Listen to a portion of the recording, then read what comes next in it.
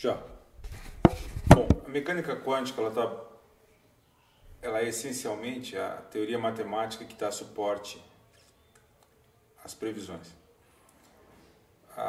O que existe muito debate desde a época do início da formulação da teoria até os dias de hoje é sobre o significado das equações. Como existe debate, existem diferentes interpretações. Cada uma delas, essas interpretações, elas tentam, então, explicar algumas questões-chave e dão resposta diferente para essas perguntas. Mas o que é relevante é, nenhuma dessas interpretações se propõe a chegar a resultados, fazer previsões diferentes do que a mecânica tradicional ou que as fórmulas chegam. Tá? Então, de certa maneira, elas não permitem nenhuma extrapolação da teoria. Elas não fazem previsões diferentes que a teoria teóricas. Elas simplesmente tentam dar uma interpretação diferente. Bom, quais são as possíveis interpretações que nós temos? Bom, em primeiro lugar, tem a interpretação de Copenhagen, que é a interpretação mais usada até os dias de hoje. Ela não é uma única interpretação. Na verdade, existem muitas variantes da interpretação de Copenhagen. Nós vamos aqui discutir ela com mais devagar, então eu vou falar um pouco das outras antes de voltar para a interpretação de Copenhagen. Eu tenho a interpretação de muitos mundos. Essa interpretação é uma interpretação que está crescendo em termos de adeptos nos dias de hoje. Essa interpretação, fundamentalmente, o que ela diz é que existe uma multitude de universos, por isso muitos mundos, né? E cada um desses mundos se comporta como um sistema clássico. Toda vez que ocorre um processo de medida, eu tenho uma transição de um universo para um outro universo possível.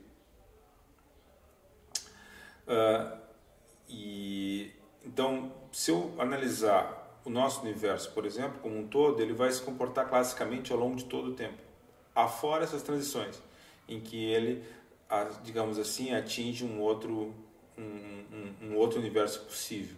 Ou existiriam vários universos possíveis, ele escolhe um deles. Outra maneira de ver a coisa. Por que essa interpretação ela é importante?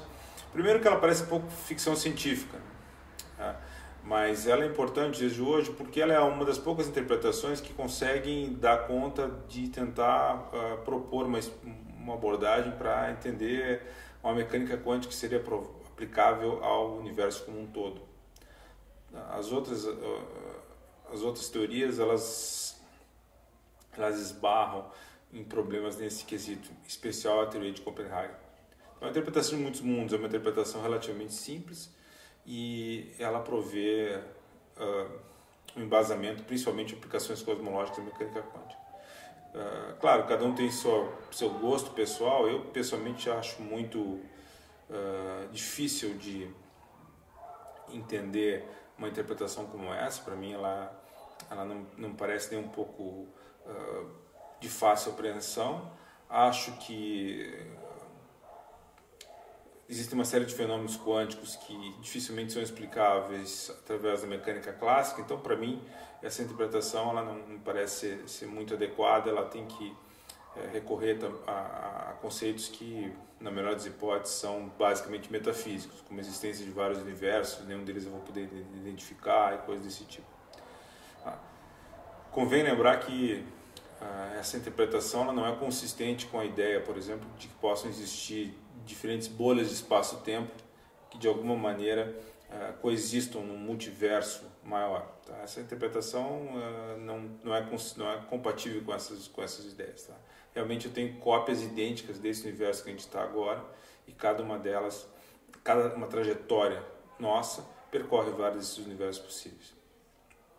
Bom, depois disso eu tenho a interpretação de Bohm, que é uma interpretação clássica, no sentido de que eu vou ter partículas clássicas, só que essas partículas clássicas elas interagem não só através das forças conhecidas, mas elas interagem também através de uma espécie de onda de interação que está relacionada à função de onda, como a gente vai ver logo na sequência, e que de alguma maneira poderia interferir com a forma que as partículas se movem. Então seria como se a mecânica quântica fosse uma força, um elemento clássico colocado a posterior.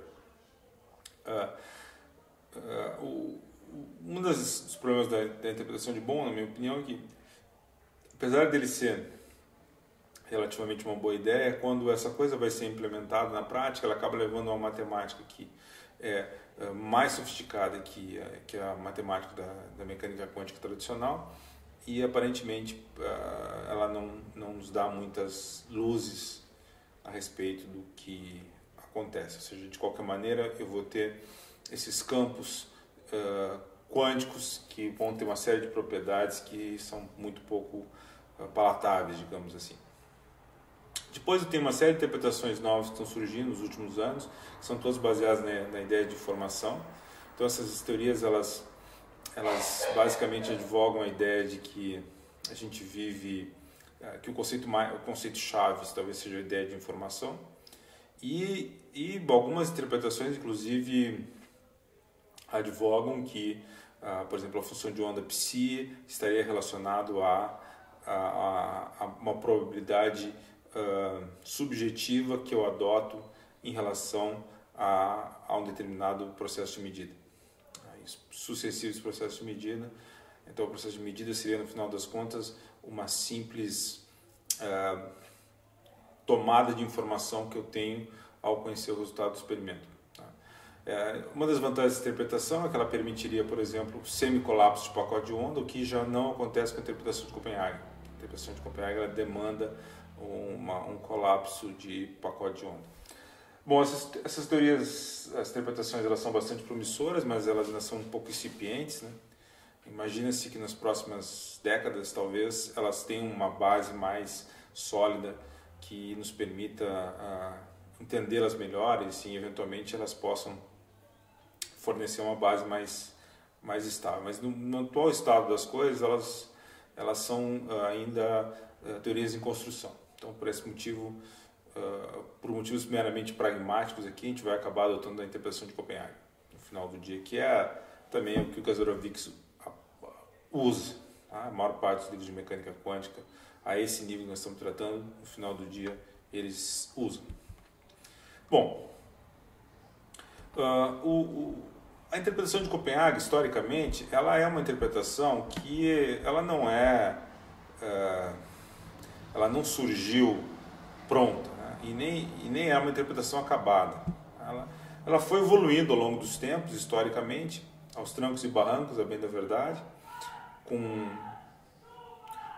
várias variantes ao longo do tempo, né?